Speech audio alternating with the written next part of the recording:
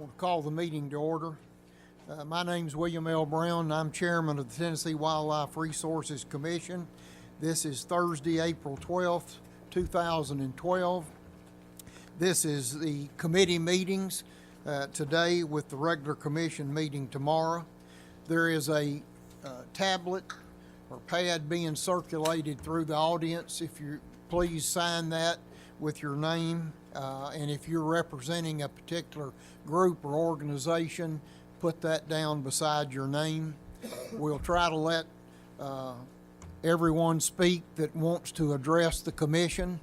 The order in which we will do that is that whatever the subject matter you're speaking about, you need to bring that up at the time that committee is having their discussions. In other words, if Wildlife Committee, if you have something to do or discuss about wildlife, you'll be asked to do that at the time the Wildlife Committee is having their discussions. And there will be allowed to be asked questions from the audience. If you are desiring to speak, come to the center of the room where the microphone is and state your name and why you're here, and then you can make your comments. Now, we're not going to have a lot of duplication. I'm sure several of you are here for the same reason, and if you are, hopefully you'll have just one or two people to serve as a spokesman for your group. We've got a long agenda, as we always do in April and May with the season settings coming up, so please keep that in mind, and I reserve the right to ask you to conclude your comments if they're duplicating what someone else has said, or just we're not going to go on and on and on with the, as the old saying goes, whipping a dead horse. So keep that in mind. Is that on? Okay. We're going to start with the Wildlife Commission, and that is Commissioner Schuster. Thank you, Chairman Brown. Let's begin with the 2012-2013 hunting season recommendations. The Wildlife Committee recognizes Daryl Ratajczak, Chief of the Wildlife Division.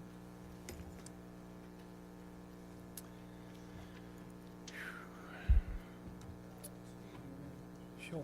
I forgot to say, these commission meetings are now being recorded for the public, and because of that fact, we do have to take periodic breaks so that they can do whatever they have to do with the video equipment to make sure we've got a continuous meeting. So we'll take some short breaks from time to time, and during the short breaks, I'm going to ask the commissioners if they would please remain in place, because this is going to take less than 2 minutes.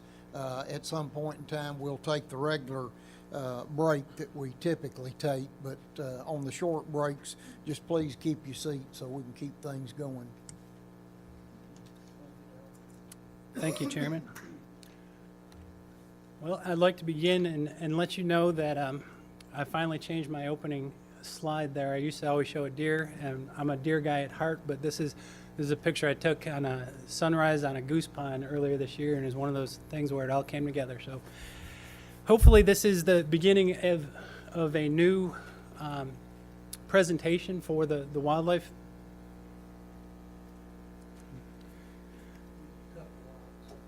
Okay. There we go. Much better picture now.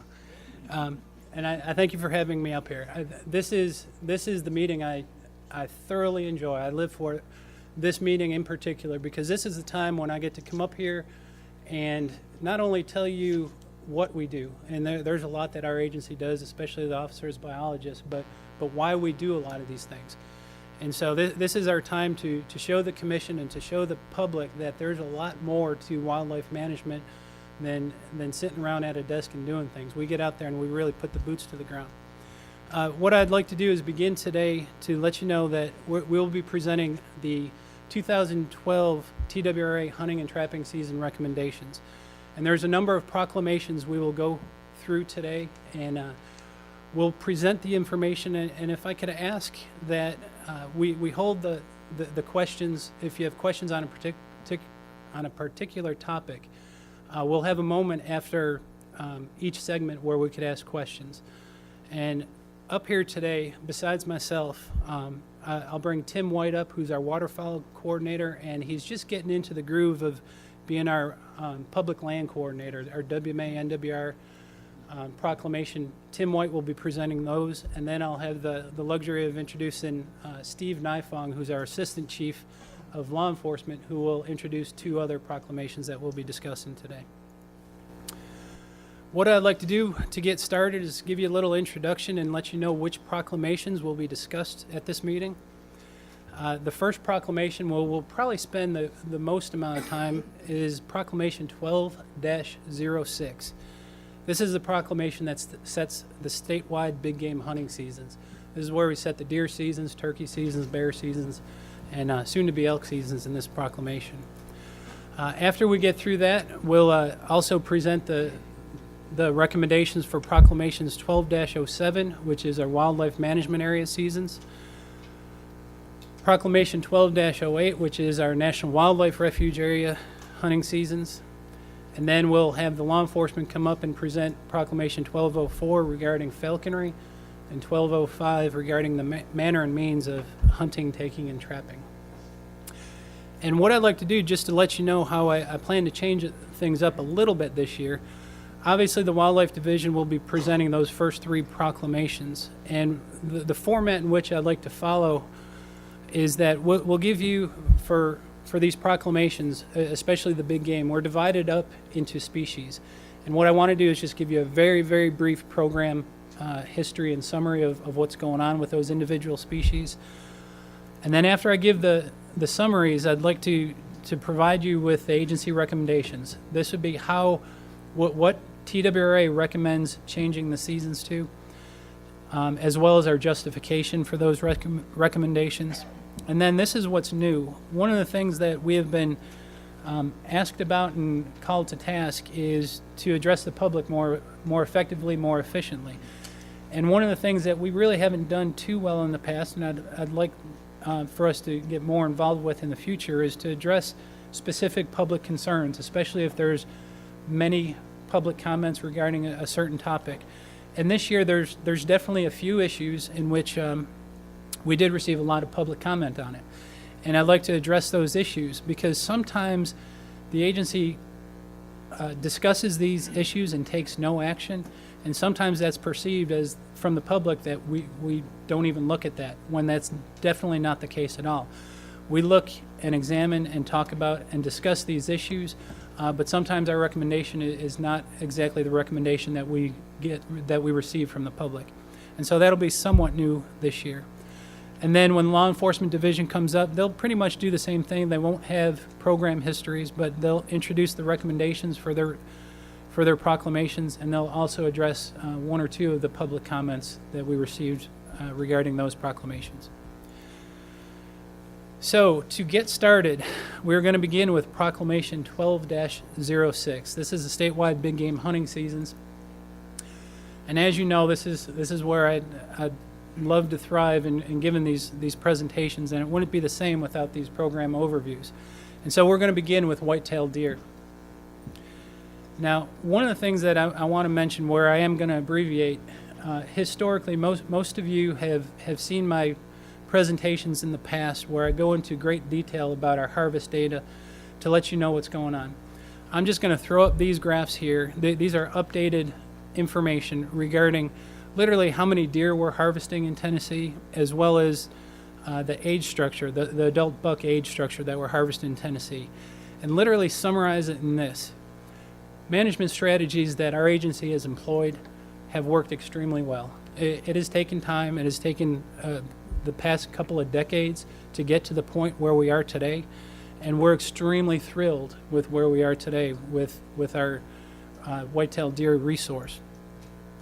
And the one thing I want to keep in mind is where we got to today did not require excessive regulations. Tennessee has had a 3-buck limit since 1998, and it has worked well. Some would consider that extremely liberal. Some consider it conservative, but what we have in place is, I don't believe it's too restrictive, and it has gotten us to a fantastic place. And what you'll find in the coming slides is that the hunters feel the exact same way.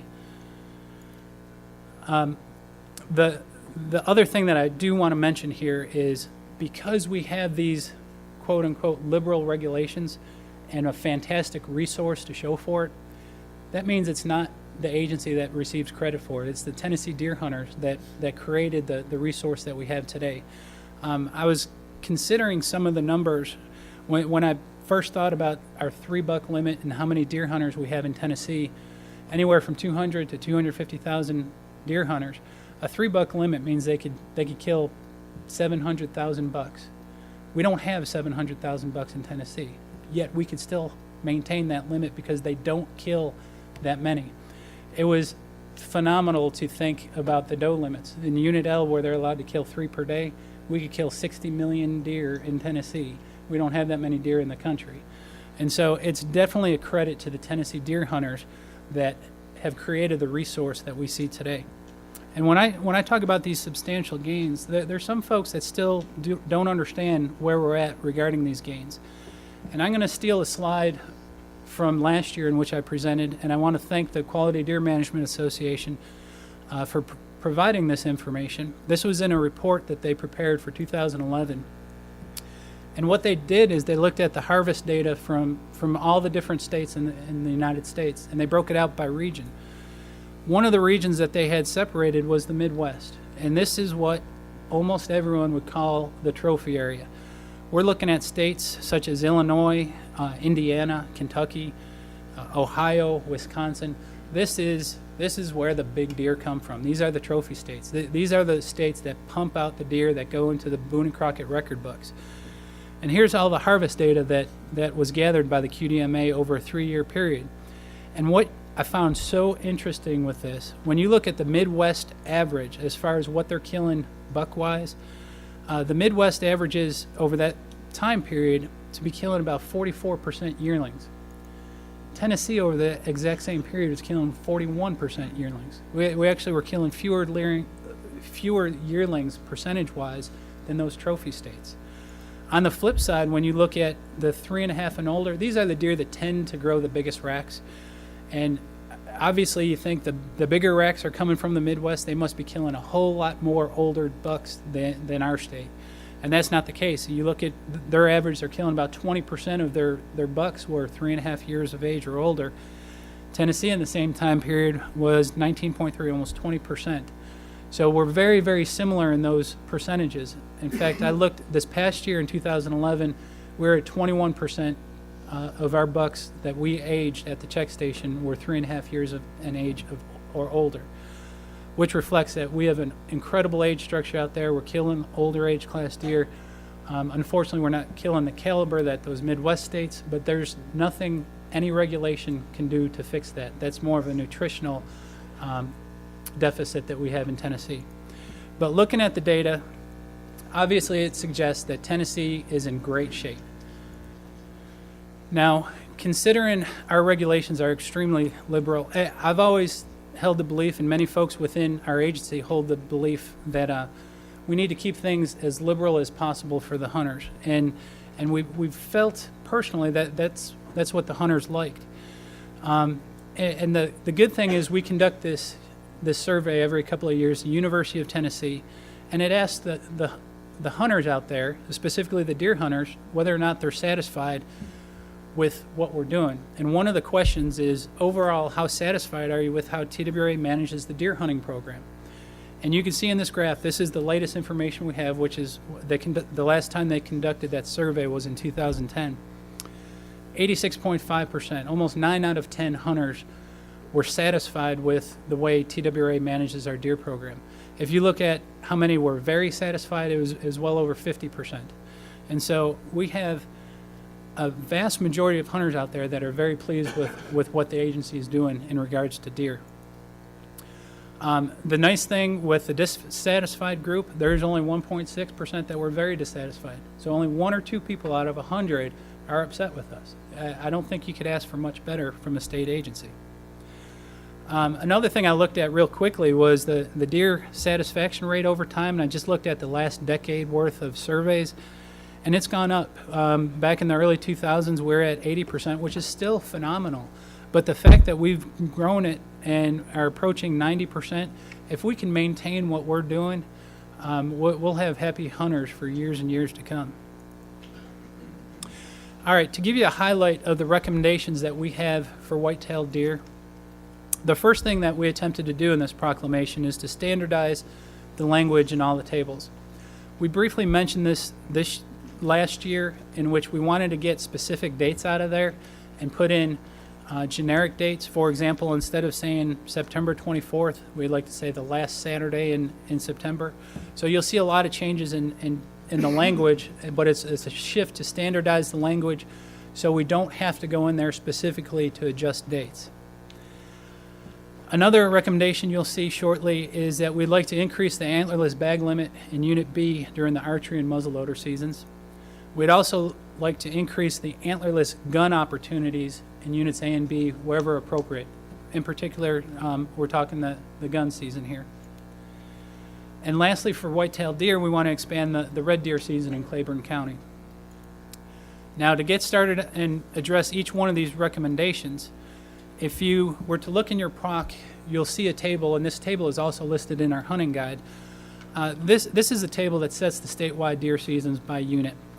And the first recommendation we have is to increase the antlerless limits in Unit B. And so if I could draw your attention to that yellow arrow in the table, what we'd like to do is increase the archery bag limit in Unit B from 2 antlerless deer to 4 antlerless deer. We'd also like to follow that up in the muzzleloader season and eliminate that specific table that says C Section C and make that a 1 antlerless deer regulation for all of Unit B. To specify exactly what that means is, if you recall in the hunting guide and even in the proclamation, we had that special Section C, which allowed every county in Unit B was allowed 1 antlerless deer, but there were some counties that had a 5-day season for it and some counties had a 14-day season for it. We recommend getting rid of that table and giving all Unit B counties the full 14 days to harvest their 1 antlerless during the muzzleloader season. The reason we recommended this, all of our agency biologists, particularly in that region, didn't feel that this increase would have any negative effect on the resource. Obviously, archery season is a very minimal impact season. It provides great opportunity, but it really doesn't take that many animals out. And so we didn't believe there's going to be any negative impact to the resource with these moves. If you look at the white-tailed deer season dates, which are also incorporated in that table in your proclamation, we are recommending no changes. We'll talk more at length about this. But if you look at the season for 2012, we do have our traditional opening dates, and they're set generically, like I said. The archery opener is always the 4th Saturday in September. The young sportsman hunt is the last weekend in October. The muzzleloader season is tied to the gun season, and it's the 3rd Saturday before Thanksgiving. And the gun season is the 1st Saturday before Thanksgiving. That way, tying the muzzleloader to gun, there's always a 2-week muzzleloader season. And the season closes on the New Year's holiday, which is generally a holiday for most people where they have off of work. Now, we will talk more about this later. I'm sure there's going to be questions on this. The next recommendation that we get to within the proclamation is some changes to our non-quota gun hunts. This gives the hunters the opportunity to kill does with a gun in all the different counties. In summary, what we'd like to do is summarize the dates. The proclamation that you see in your folders have the generic listing. What we did is, starting with the opening day of gun, the first segment that we had segmented out was the first weekend, the Saturday and Sunday, and then it goes in 1-week increments all the way throughout the rest of the gun season. You do have some dates listed in there. Those dates would be removed. Those dates would be removed before the final proclamation comes out. But I'd also like to add, there were specific counties that we looked at that we felt we ought to increase the antlerless kill. In particular, we are opening up opportunities to harvest antlerless deer with a gun in Campbell, Jackson, Morgan, and Scott County. But we are also recommending removing the antlerless hunt from White County. There is a little concern about the population going down in White. So those are the major changes to that quota hunt table. And lastly, with the white-tailed deer recommendations, even though this is not white-tailed deer, is in regards to the red deer season. If you recall, last year we opened up a red deer season as a measure to remove some exotic animals that were found in Claiborne County. What we wanted to do, that hunt didn't go as well as we had hoped. We had a 14-day season in mid-January, and we only ended up killing, I believe, 6 red deer. And so we need to take a whole lot more out. We're trying to remove those deer from the landscape. They should not be there.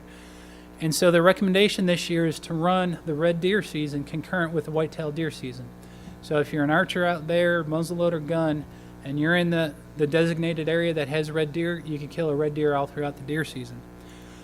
Besides that, we'd also like to expand the area. Unfortunately, these red deer are expanding their geographic range, so we've got to increase the geographic range of where you can hunt these animals. And so we want to expand it to include all of Claiborne County south of the Powell River. But the one thing we'd like to do is require anyone that does harvest a red deer to take it to a specific TWRA check station. Reason being, we'd love to draw CWD samples from these animals, and we got to get our hands on these animals if they are indeed taken. Now that concludes the white-tailed deer recommendations, but I'm still going to talk about white-tailed deer. One of the things that we received this year, I believe all the commissioners were privy to all the public comments that we received, and I believe, if I'm not mistaken, we're approaching 500 public comments. And it was one of the largest volume of comments that we received. Obviously, there's excellent comments, recommendations in there. There's some that you read one and then you read the next, and it's a complete opposite of what the previous one was. So we cannot accommodate all these comments. But I will assure you, of the almost 400 deer comments that we received, we did review these. We read every one. These are filtered out to all 4 regions, and biologists in all 4 regions went through these comments to try to find something that is warranted a response from the agency. And what we found out after looking at all those comments, there's really 2 major issues that are discussed from the public comment period regarding deer. The first is buck limits. There's 10% of those comments came in. Almost 40 of the comments were pertaining to buck limits and lowering the buck limits. But the other biggest one was about 85% addressed the deer season length. Whether or not we wanted to extend it, there's actually comments that say we need to shorten it or thank you for shortening it. So there's many comments on deer season length, and I'll talk about these 2 issues real quickly. The buck limits I want to address again. The first thing that I have to tell you is that the data does not support the need for reducing the buck limits anymore. And I stressed the harvest data where we're about as good as we could go. We're very pleased with what we're seeing. But the other thing I want to stress is we firmly believe the majority of hunters really do not want that reduction, the buck limit reduction. The reason I'm making those remarks is we've been conducting these UT surveys for a long time, and for a period of years throughout from like 2004 all the way up to 2008, 2010, we constantly asked the deer hunters about the buck limits. And throughout those surveys, roughly 3 out of 4, almost 75% of the hunters supported the current 3 buck limit. Now there is question on whether or not that was an appropriate question to ask, and so what we did for a number of our surveys, we asked a question, all right, clean slate, what do you want the buck bag limit to be? And we gave them 0 to 10, pick a number. And what we saw, now albeit this is from 2008, the last time we asked that question, the majority of the respondents responded that they wanted a 3 buck limit. Even if you took the respondents that answered 1 or 2 bucks, if you add those 2 together, you have 8% here, 22% here, you're only shooting around 30%. Whereas the folks that wanted a 3 buck limit was up approaching 43, 44%. So the hunters themselves are telling us that they're very happy with the 3 buck limit. There were a couple other questions that we asked more recently in 2010, which I was just so thrilled to see and surprised at the actual results of them. I told you earlier that our philosophy within TWRA is that we would like to set the regulations as liberal as possible for our hunters. That does 2 things for them. It provides maximum opportunity for them, but it also provides freedom for them. They can decide how they want to manage their animals on their property. And so our philosophy was that's what we wanted for them. So we asked the hunters, is that what you want? And so we asked the question that regulations are often set to give them maximum opportunity while still protecting the resource. How do you feel about this policy? 85% of them said they agree. That is what we should be doing. We should be striving to give them the freedoms and the opportunities that they desire as a hunting group. Another question that was asked on there, obviously we have numerous types of deer hunters, whether or not they're trophy hunters, meat hunters, quality deer hunters, recreationalists. There's a whole slew of hunters out there that hunt deer for different reasons. And we asked the question, regardless of what type you are, what type of hunter you are, how do you feel about how well TWRA provides opportunities for all types of hunters? So whether or not you're a quality hunter, meat hunter, do you have the opportunities to pursue what you like to pursue? And here, 90% of the folks said opportunities are well balanced. They like what they're getting from the agency. And so those two questions there really hammered home the idea that yes, we do hear comments about reductions in buck limits, and we get a lot of public comments regarding that. But regardless of those, we believe we're acting on behalf of the overwhelming majority of our constituents. When we hold firm and don't react to their requests, it's not because we're ignoring them. We just believe we're acting on behalf of the majority of our constituents. Now, the other aspect of the public comment period that garnered quite a deal of discussion was the deer season length. And again, 85% of the comments that came in mentioned season length. There were some that wanted the shorter season or really appreciated the shorter season, but the vast majority wanted an extended season. And we believe that many of these comments were generated more or less in response to last year's regulation change. We shortened the season to January 1st last year. But what I want to do is just refresh your memory real quick why we did that change last year. And this again is last year's slide. And the justification for making the changes that we did, first off, to let everyone know, back in 2011, the actual 2011 season, we had a 12-day, almost a 2-week period in December where it was deer archery only. There was no gun hunting allowed in there. And so one of the things that we wanted to do with this recommendation is to fill all those days in December with gun hunts. And that was to allow all Tennessee hunters to pursue a whitetail with a gun in their hand during the peak of their rut, which is the opportune time to really kill a good buck for those pursuing it. The data that we collected, we did a little survey down there because we were getting public comments from West Tennessee in particular that said their rut is occurring in December. And we didn't have any current information to prove or disprove that. And so Chad Harden and the Region 1 folks did a tremendous amount of work, collected some information, and guess what? There is a lot of deer being bred in December. And so we accommodated all those folks in West Tennessee to be able to hunt the whitetail during the peak of their rut. And so we filled those days in the middle of December with gun days. Now, the reason we decided to close earlier, we were adding 12 gun days. We increased gun opportunities quite a bit last year. And so since we increased gun opportunities, which is so much more impactful than archery, we decided to close the season on January 1st. So instead of ending the first weekend, we cut off, depending on the year, we cut off anywhere from 3 days to up to 6 days. And so we closed on January 1st. Our other rationale for that is there's more to hunting in Tennessee than just deer. Deer, turkey, fishing, those are our bread and butters. We definitely have to listen to those folks, but there's definitely a large contingency of folks that pursue other animals. And so we felt by closing January 1st, we could give the small game hunters 2 months of being in the woods without really being worried or bothered by deer hunters with high-powered rifles. And so the best thing, or the last thing about it, was it simplified the seasons. You all know that the process we went through took quite a bit of time. It started in 2007. We had seasons that were all over the place. Archery, muzzleloader, archery gun, muzzleloader, archery gun. It just bounced back and forth continuously. We made our first step in 2009 when we combined the muzzleloader seasons. We have survey data that says the hunters loved that move. And then in last year, in 2011, we combined the gun seasons. I have no doubt that if we ask that question, they're going to be very pleased with that move as well. If you look at the current Tennessee season, it goes archery, muzzleloader, gun. Very simple, very succinct, and we're hopefully at the final stage of where we're going to be with the deer seasons for quite some time.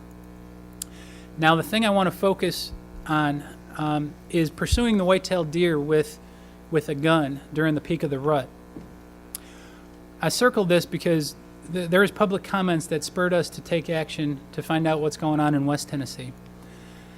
At the February commission meeting, we had a gentleman come up here and speak before the commission, Mr. Duckworth, who is from Franklin County, Tennessee. He addressed the commission and made it known that there is quite a concern from hunters in his area that they're missing their rut, the best time to hunt in January because of that early closure that we did. Mr. Duckworth, I can't tell you what a pleasure it was to work with him. As far as the way to go about things, you couldn't ask for a better person to work with, and he's been fantastic. And that spurred us, with his comments and some of the other comments we were receiving from that area, it spurred us to conduct another deer study. And so what we did is we wanted to look at those southern tier counties all along the Tennessee-Alabama border to find out if what they were saying was true, that a lot of their does are getting bred in January and they're not able to hunt the peak of the rut. And so I want to share with you real quickly the results of that study.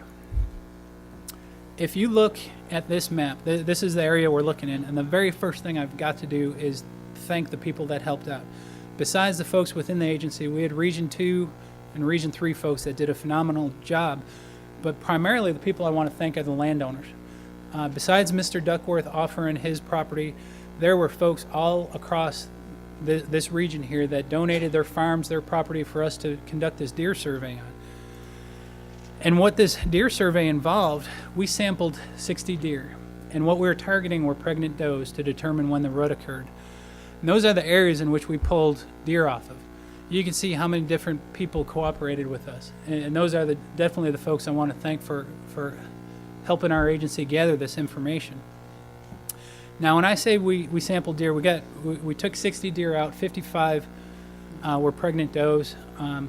When I say sampled, what I mean by that is upon removing these deer from the herd, we perform a full necropsy on it. And one of the goals was during that necropsy, we do a fetal study in which we remove whatever fetuses they have and we measure them. You could put them on a fetal scale and actually see how many days old that fetus is.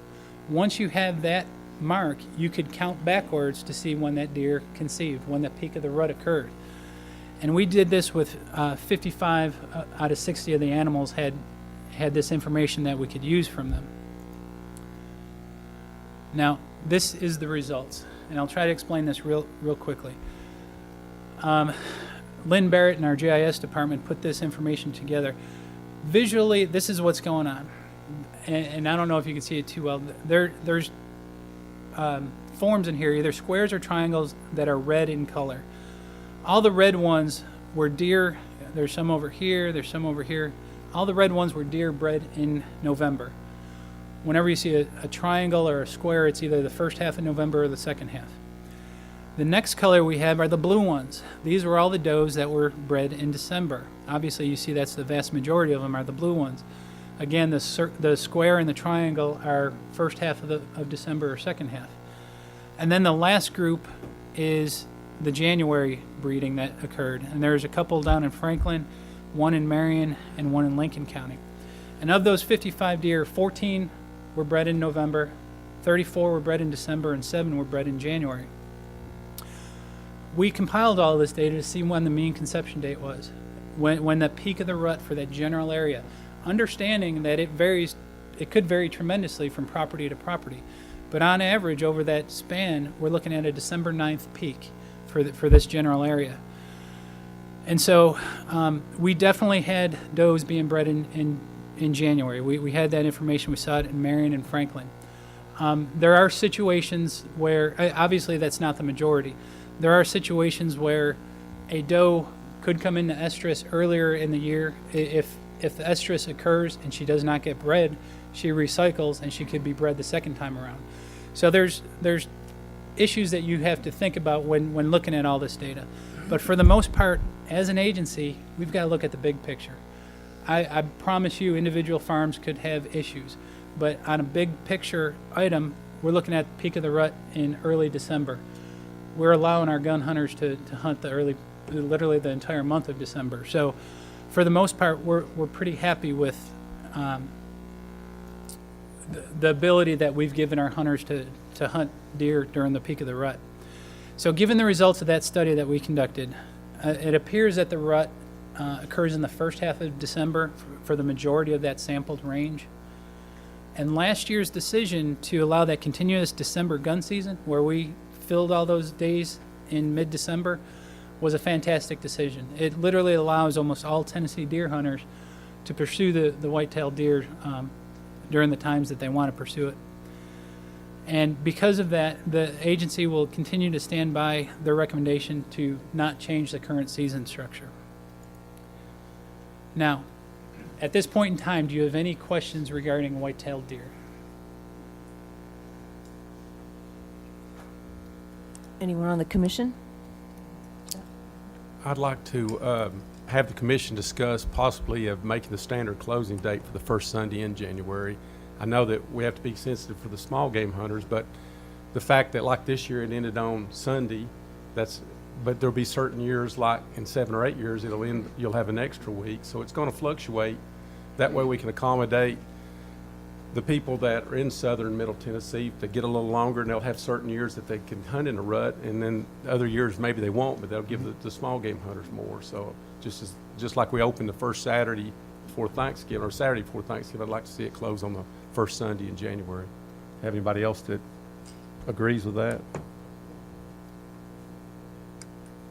Daryl, I don't disagree with that, but I want to ask you, does the agency have an opinion whether that would impact the resource? Yes, I've discussed this issue with my biologist. From a biological standpoint, it would not hurt the resource at all. We're talking a few days, and this is an opportunity where we provide our recommendation. The commission can provide your recommendation. We do have a 30-day public period, so we're not deciding anything right now. So we'll solicit more comments, see what we get in, but from a biological standpoint, it shouldn't have any effect on the resource whatsoever. I just think with the holiday season, and I just think people gear toward that last weekend or the weekend of January 1st. The kids are still out of school. I just think it gives a lot more opportunity. And I understand, I'm not trying to be insensitive to the small game. I just think that it's going to fluctuate from year to year. So if we can make that the standard date, I think that'd be a good way to do it. Thank you. Anyone else on the commission? Yes, I would like to see if we could get some public comment specifically related to a 2-buck limit.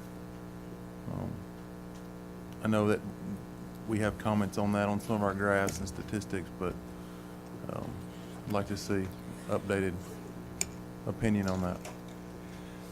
We are, if I may address that, this is the year we're doing the survey again, the UT survey again, and those questions are back in there regarding buck limits. And we're going to ask that question again about what they'd like the buck limit. I agree with you that some of the data is a little dated, but it's going to be asked within the next month on that UT survey what the public likes to see. Do you have a percentage of how many hunters in Tennessee kill 3 bucks? Yes, very low. I think it was 1 or 2% of our deer hunters kill. I think it was about 3,000 hunters that killed 3 bucks, and we have over anywhere from 200,000 to 240,000 deer hunters, and 3,000 hunters kill. So it's about 1 or 2% of our deer hunters that kill 3 bucks. Anyone else on the commission? All right, let's open, go ahead, Jim. Yeah, I was just going to open it up to the audience. Sir, come on up to the microphone. Hello, my name's Louis Turpin, and I'm a deer hunter for 35 years in Tennessee. I taught the hunter aid class since for 24 years to 35. We need to address. I sit here and watch these graphs, and nervously, I agree about 80% of what's on the board there. Hunt 8 counties, and Jackson County. I'm glad to see you put that on. That was one of my issues here. Well, I've had a lease in Jackson for 12 years, and they took the doe hunts off there, and we're overrun in Jackson. I also hunt Lincoln County and Giles. 3 deer a day down there is too many. Over the 12 years, the number has dwindled when we go on the farm and hunt it. I used to see anywhere from 20 to 30 deer a day. Now I'm down to 8, 10 a day. I'm one of the hunters that do kill 3 deer with three bucks a year. I take one with archery, one with black powder, and then I'm one with a high-powered rifle. That's the reason I like the 3-buck limit. I went through the section here. I think we had 2-buck limit when we went to a management area. That was a couple of my comments. I like the 3 bucks. I think we're taking too many deer down in Unit A per day. The big issue, I drove all the way down, took a vacation day off from work, and drove down here, was the youth hunts. It's a big concern. My kids are grown now, and if a hunter's never took a kid on a hunt, he's missing out on the greatest thing around. I'd rather do that than kill a big old buck. It's more exciting. It's adrenaline flow. I would like to see the commission and also the Wildlife Resource Agency consider giving the youth a whole week instead of that January hunt. I'll get back to the January hunt here in a minute. Lots of times that January hunt's very cold. Weather's bad. Deer's been chased with gun, muzzleloader, archery. People's been in and out. It's like you said, a holiday weekend. A lot of people goes places for Christmas. They come home, get ready for school to start back on Monday. I don't think that's giving the youth a good opportunity.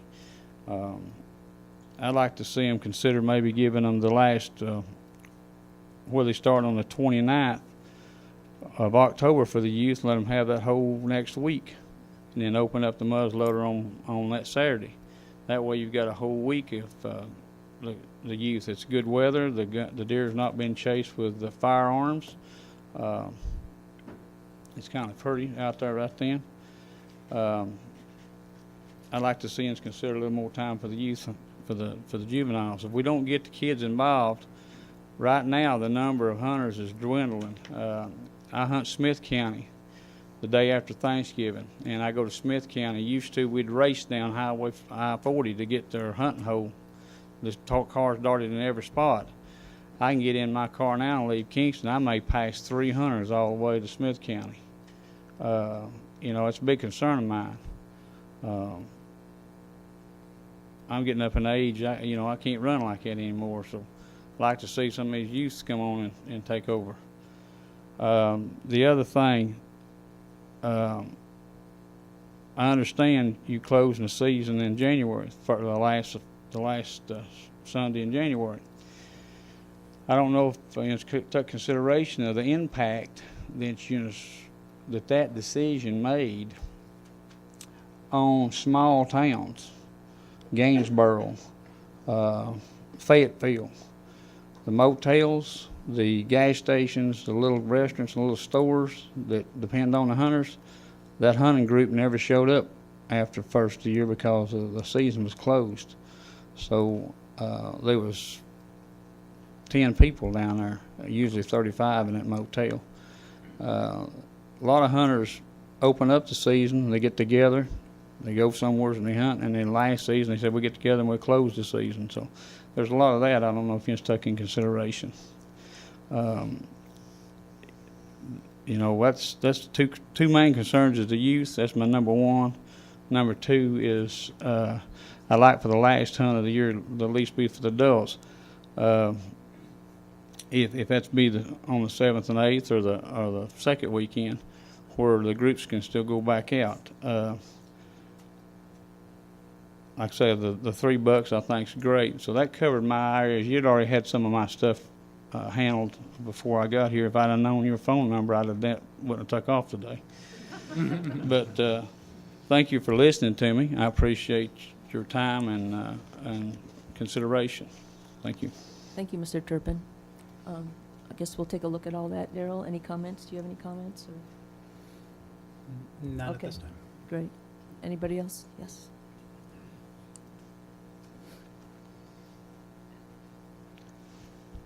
Hello, I'm Patrick Garrison with the Tennessee Hunters Alliance, and I think I've grown to meet. I know most of you pretty good now.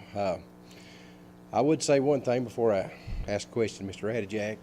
I have had a lot of input over the last couple of weeks, or since the last commission meeting. The people in our hunting club have been well pleased that with the deal you've done with the video, having it archived. That's been huge because they can go in and watch it overnight. We hope you're going to continue to do that and expand on that. But that's something that's been good. We had several wanting to come today, and some of them, one of them's wife had some health problems and some other work issues, so they can watch it tonight, and I do appreciate that. Our club, we've been had a lot of interest, and it's probably a good time to mention it. It was the youth thing that the gentleman was talking about, and the handicap or disabled, you know, when they need somebody to go with them with assistance. So it might be that you consider, in the same time, if you do something for him for a week, we could also work in some of the handicap hunts too. But we've had a lot of questions, and I talked to Mr. Cannon at length too. Are you going to address the management areas at this time too, or is that going to be at a different? That'll be a different. Separate. Okay. Okay. But we would like for you to try to, if you could do something with the youth hunt, maybe we could do something with the handicap where they need type where they need assistance too. Might work something in like that. But we do appreciate the video thing you done. That's been a huge help to our people. Thank you. Thank you. Anyone else in the audience? Yes, sir.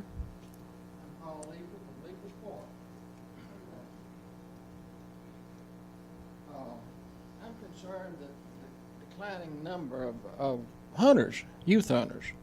I used to have on my 300 acres, I used to have 10 or 12 kids that wanted to youth hunt all around the neighborhood. And I had 3 of my own, and they all youth hunted. This last year, nobody. Of course, my kids are grown, and I don't have any grandchildren, but nobody in the neighborhood, and there's still kids there, they just don't hunt. We're going to have a declining hunting population, and it's going to be hard on us financially, hard on you all. Who I'm 81 years old. I don't think it'll bother me. But is there any way, sir, that we can encourage younger people to youth hunt?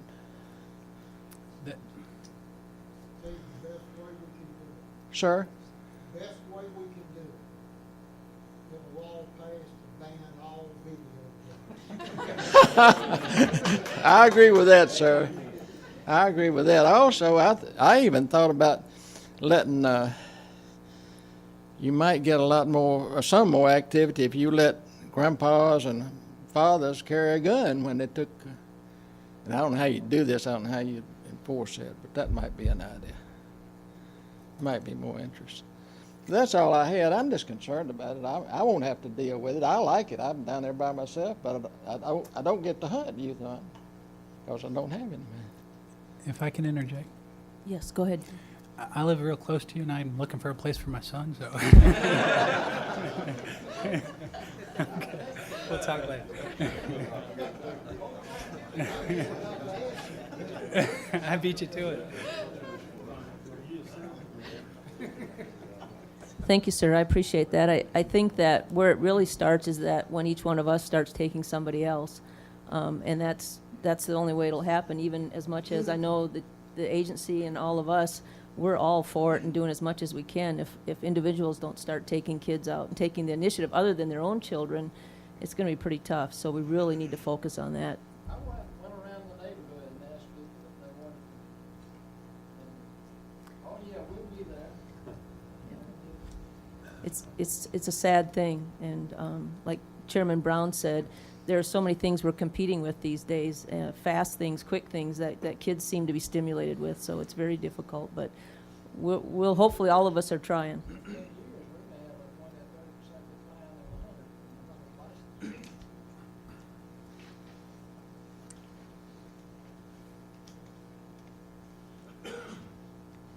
Yes, Dwight Duckworth from Franklin County, Tennessee, and as I was here in the February meeting, I agree our youth are losing the opportunities. We have a good opportunity. I know my son this year has gone up to the adult hunting, so I had to go borrow a child, and I borrowed a child that loves the outdoors. Mr. Brown, you're exactly right. If we would outlaw some of the video games, or at least put limits on them where they can only play them for maybe an hour a day, that would cut most of them in half. But I want to thank the commission once again for hearing our problems with the deer season shortening. Mr. Ratajczak, he and I talked on the telephone, as well as some of the commissioners here. But when they did the survey, and I'll go down to more of a county level, when they did the survey, we had a enjoyable time doing it. Had some children out there to watch, to see what actually goes into being a biologist. But out of the 10 does that were taken in Franklin County on February the 20th, 3 of those 10 does were bred. 2 of them were bred on December the 3rd. 1 of them was bred on December the 1st. The other 7 does, the conception date ran from December the 23rd until January the 11th, which was, as Tabitha said, that's exactly what you said, which is, we knew it was going to be that way. But Mr. Ratajczak has said most everything that I had to say. Very good job. I want to express on behalf of the landowners that participated down in our county, Kevin Hill and myself, it has been a total pleasure to work with all of the TWRA agents, the officers, the biologists, Mr. Ratajczak, and the commission. Y'all have been overly kind to us, and as we would like to see our last week of season return, if at all possible, we think that this survey that was done in our county gives justification for us desiring to have the week of season back. A lot of other ideas that I would like to see talked about, but I think if we will handle one thing at a time, we're much better off. We should be proud as sportsmen from the state of Tennessee to have a commission and an agency that we can work with and work with in the right way. Thank y'all, and any consideration y'all could give us to get that week back, we would sure appreciate it. Thank you. Thank you, Mr. Duckworth. We appreciate it. Is there anyone else from the audience pertaining to deer issues? All right. Thank you. Daryl? All right. Moving on in the Big Game Proclamation. The next section that you find in the Big Game Proclamation is where we discuss black bear seasons. And what I'd like to do right now, obviously, is give you a real quick, brief history about the Tennessee Bear Program. This slide you've seen before, but I'm going to just give the general public and for our viewing audience an idea of the area that we're talking about. The majority of our black bear population resides in the easternmost counties, which is the Unaka Mountains. We believe roughly about 90% of all the black bears in Tennessee are coming from this area. We also have a growing population that is up on the Cumberland Plateau, which includes the Big South Fork area and some of the southern Daniel Boone National Forest area. And that population has been coming on of late. But given those two different populations, obviously we're going to have bears bleeding over from both sides. And so in between those two areas, we do get frequent sightings of bears within that.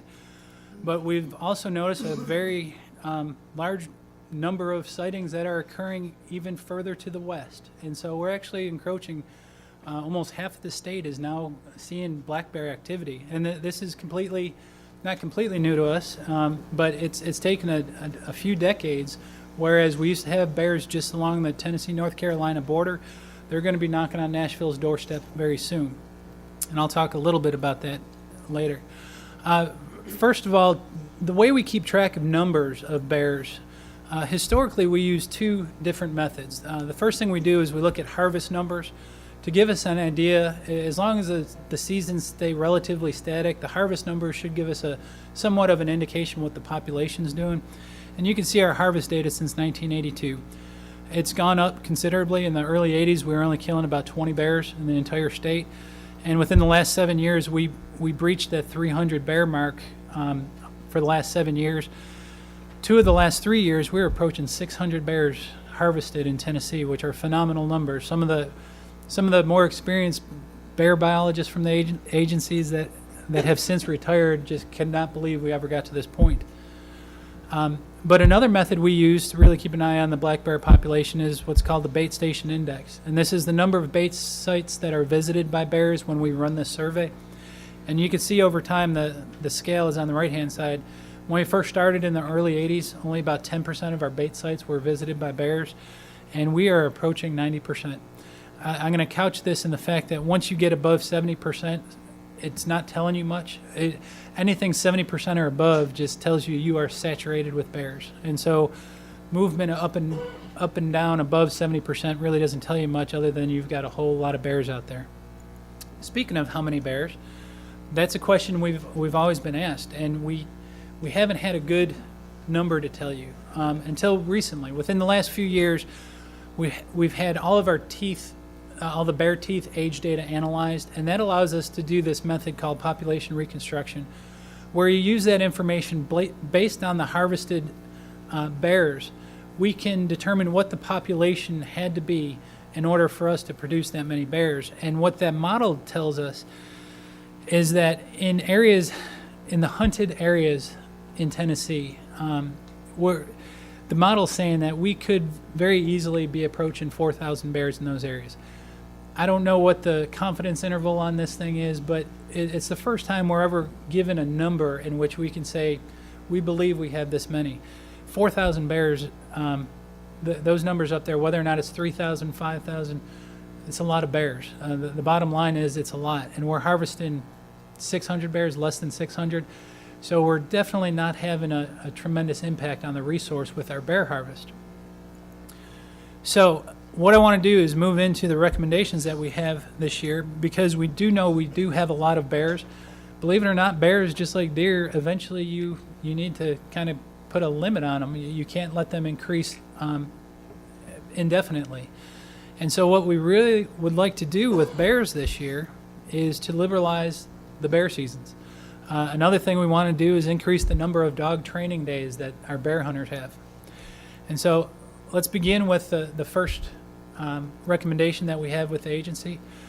We're going to go step by step through the hunts that we plan on liberalizing. And now keep in mind, these are the statewide recommendations. This has nothing to do with South Cherokee just yet. You'll hear what those recommendations are coming up.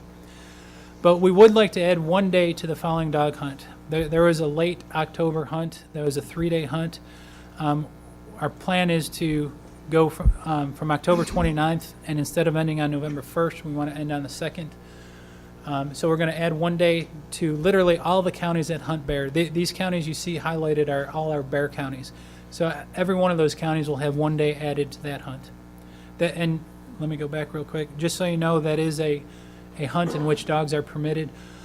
All these recommendations for liberalizing the season all involve hunts that allow the use of dogs.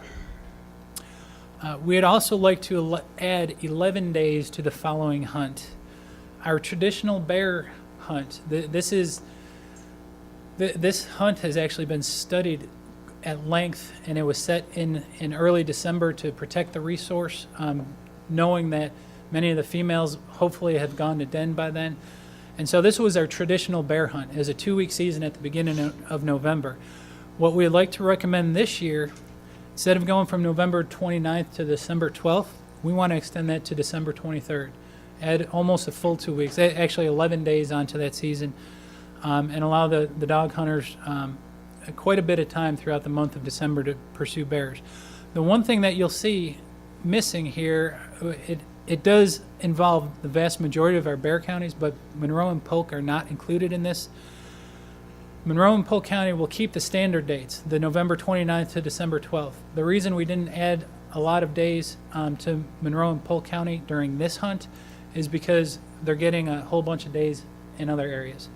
And so I'll go over those areas real quickly. We do plan on adding 9 days to that Monroe and Polk County area, but at a different time period. Originally, they had a 2-weekend period in which they were able to pursue bears with dogs in late September and early October. What we'd like to do, instead of it being a weekend hunt and then another weekend hunt, we'd like to make it a full continuous hunt and give them the entire middle section as well. So we're going to increase it 5 days here, but we'd also like to add to Monroe and Polk County another hunt very late, towards the end of December. The reason we are recommending this hunt here is to sync up the regulations with South Cherokee. Obviously, Monroe and Polk County has a great deal of South Cherokee lands, and South Cherokee traditionally had hog hunts, wild hog hunts with dogs at this time period. We're converting those to bear hunts. So we're going to let the folks not only pursue bear in South Cherokee at this time, but we're also going to let folks pursue bear in Monroe and Polk County at this time. In regards to all the other bear seasons, whether or not it's the archery or still gun, we recommend that all the seasons remain the same as they were last year. Now, keep in mind what we just went over. We expanded tremendously what the dog seasons are for bear hunting. And according to Proclamation 11-21, that proclamation is the proclamation we've been referring to it as the non-protected proclamation, but it's the proclamation in which we set what our destructive species are, one of which being, or the only of which being, is wild hogs. And in that proclamation, there's a statement in there that says wild hogs may be taken incidental to scheduled bear dog hunts in the counties or portions of counties open to bear dog hunting in the current big game proclamation. What that means, since we've just liberalized many of the bear dog seasons within the counties, since its inception with our wild hog program, which we more or less started a year ago today, many of these meetings were the beginning of our new wild hog program. Since that's inception, we've created more opportunities to kill hogs with dogs than the state has ever seen before. And so the liberalization in the bear seasons also liberalizes the fact that folks can still use dogs to kill hogs.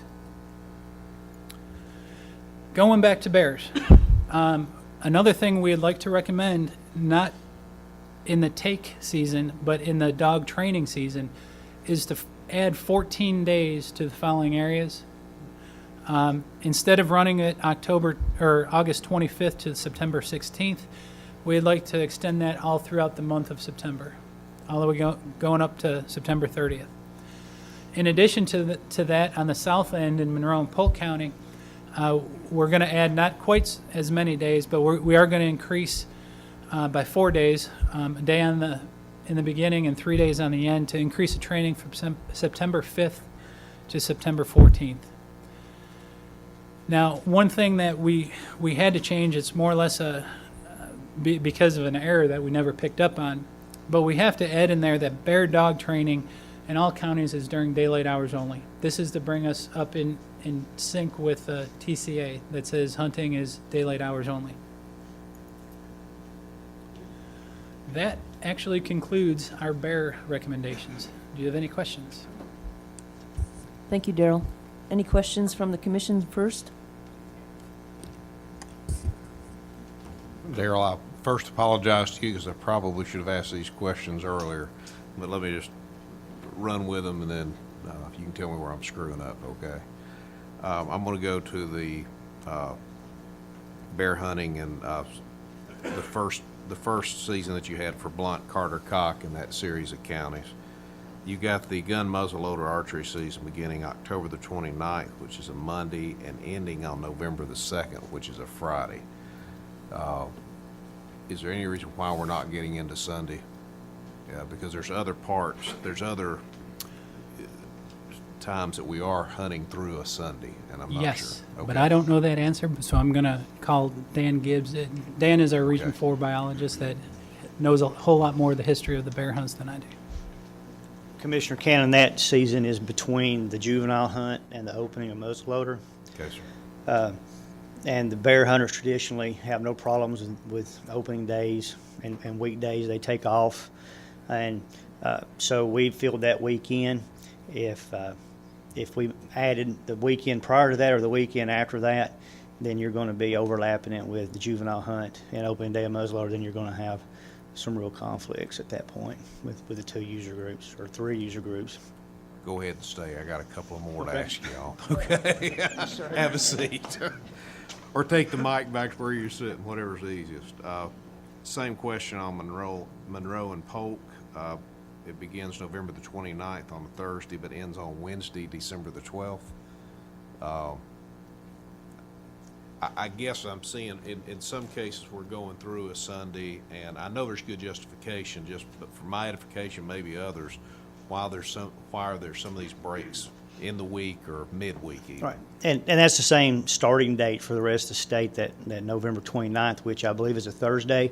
Once again, that's been historical opening day for bear season, has been on a Thursday. Have no problem with the So- opening day. I'm Right. mainly looking at the closing day. Right. While we're not going. Well, through actually, the when we recommended adding those days on the north end, going through December 23rd, we did end it on a Sunday for that reason, to get 2 weekends in. So if I'm not mistaken, that hunt early, let me check my calendar here. Monroe and Polk, I've got ending on December the 12th. Right, and that's the traditional 14-day season, Okay. and it's always open on Thursday and ran 14 days. And Monroe County, those guys opted to leave that the same and add days early. So, Okay. but the north end, we did add those 11 days, and it encompasses 2 weekends and ends on a Sunday. Okay, on archery only, for blunt Carter cock, it ends on October the 19th on a Friday. Is there something that follows on that Saturday, October 20th, that kept us from going through that weekend? When we originally had that season, it ran concurrent with archery, and we spent 2 years ago, I believe, we spent a lot of time on the archery season, and the commission made a decision to run 4 weeks, which would be 28 days, and that's the reason it ends on a Friday. It opened on a Saturday and ran 4 weeks and ended on Friday. Is there any reason why it couldn't go through a Sunday if the commission wanted to consider it? I wouldn't have a problem with that. As far as bear harvest, it probably wouldn't increase that much. We talked about all that when we had those seasons. The 5th week didn't add that much to the bear harvest. It's the earlier weeks that we had the higher harvest. Thank you. Daryl, thank you. I think part of the thing with the archery hunt is a lot of times it was incidental kills, wasn't it? I mean, people weren't there hunting just for bears. They were deer hunting, correct? Initially, that's true, and we did a little bit of question asking 2 years ago and found that as people have become more aware of that hunt, they're actually going for bear and taking deer incidental, but they're going out for the bear since the opportunity's there. Anyone else on the commission? All right, let's open it up to the audience. Questions? Everybody good? All right, Daryl.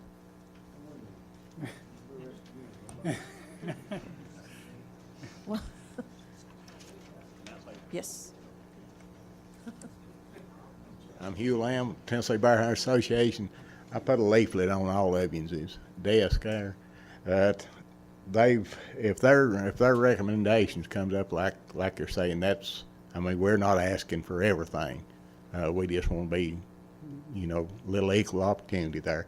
But the leaflet that I put on your all's desk there, look over it real good and think about it, and see what you all think about it then. But I won't say too much here. Thank y'all. That's all right, thank you. Anyone else? We're sure. All right. Daryl, go ahead, thank you. Before we proceed, Director Carter would like to make a comment. Chairman Schuster, just I guess for the record, as much as anything, met with a group of people along with some legislators in Cotton County, and I put their comments together and sent them to both the Region 4 office and the Wildlife Division, and a lot of those were addressed individually, but just want to make sure that there was an awareness that those were considered. Part of them dealt with the buck limit, part with perception at least that the deer season, deer population in Cotton County was decreasing. There was concern about some of the juvenile days. There was some concern about bear days and the number of bear and so forth, but again, just for the record, I want to make sure that they knew that those were transferred on and they were addressed, and some of those changes were incorporated. Thank you, Director Carter. Appreciate that. Daryl, before you go again, let's take a break. They need to do that, and I know you've got more material to give us, so let's take about 15-minute break till 2:30.